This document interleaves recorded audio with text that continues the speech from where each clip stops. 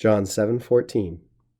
Iautem, die festo mediante, ascendit Iesus in templo et docebat.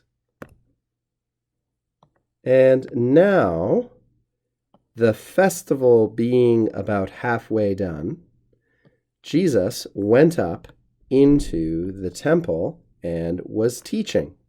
We've got a number of interesting things to comment on in this verse, which is continuing the story of Jesus' presence at the festival in Jerusalem. The first thing we might notice is this ablative absolute here, die festo mediante. Literally, the festal day, or probably better, the festival coming to a middle, literally. Jesus did these other things. Erasmus did not like this at all, partly because mediante is from a late Latin first conjugation verb, medio, mediare, come to a middle point, something like that, which Erasmus did not think was very pure or very good or very traditional Latin in terms of its idiom. Instead, Erasmus proposes circa medium festi, around the midpoint of the festival, or even cum dimidium festi per actum esset, which is a little bit more complicated, but similarly very much in the main vein of classical Latin idiom and expression. Circa medium festi or cum dimidium festi per actum esset both have the advantage of not having to use this verb, as well as dispensing with the ablative absolute. So that's just an interesting opportunity to observe how some later users of Latin thought back on the particular idiom or mode of expression that we often find in the Vulgate. And of course, these are disputes about Latinity, about the correct usage of Latin according to the standards of different eras, and we don't have to get too bent out of shape about it ourselves, but it is interesting to read how this phrase, for instance, struck the ears or the eyes or both of some of the later humanists. In any case, the meaning is pretty plain about the middle of the festival, and by the way, this is a good time to review the fact that die festo, dies festus, in Latin was the regular expression for festival, and here is translating Greek eorte, but we don't need to interpret, in fact, we shouldn't interpret the first word in this phrase too literally. Dies festus can, of course, mean festal day, but very often it simply means festival. That is a celebration without necessary reference to the time at which it takes place.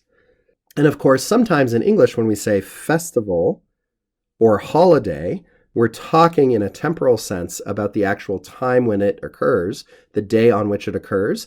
And other times, we're not so concerned with the actual day as we are with the concept that this is a time of celebration. This is a celebration itself.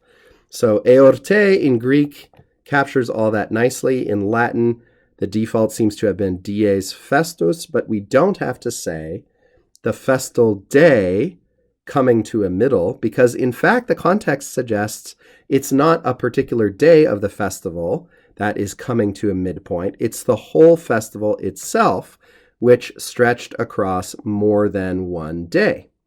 So we have to, in other words, not be too literal about dies festus in Latin, particularly the Latin of the Vulgate, although of course it could be used in a more precise way than it is being used here. Just in case anyone was confused about that, hopefully that's some helpful context. So at that time, Jesus went up into the temple, and we say it that way because the temple in Jerusalem is very high. It's on a mountain, and the buildings of the temple itself, its foundation and its walls, and the terrace on which it was built and all that sort of thing is actually quite high up. It's at a high point in the city of Jerusalem, which itself is high with reference to areas in its immediate vicinity, so it is indeed a place into which one went up. And of course, if you visit Jerusalem and see the ancient ruins of the Temple Mount, you will understand this intuitively, immediately, why the evangelist speaks of it this way. In any case, we might ask here briefly, how do we know whether this is ascendit, present tense, he goes up, or ascendit, perfect tense, he went up? Aren't the forms identical? Ascendo, ascendere is, after all, a third conjugation verb, and its third principal part is ascendi. So ascendit could be morphologically either present or perfect. How do we know? Well, first of all, dokebat is a clue. We're talking in the past tense generally. There we've got an imperfect tense, but we're talking about things that have already happened. So it makes sense that ascendit would be parallel. And also we can cheat and look at the Greek text, which in fact has an aorist form. So we know ascendit here is the perfect for those reasons. Jesus went up into the temple and he was teaching there. And his teaching is not finished in this verse because other things are going to happen while he's in the midst of teaching.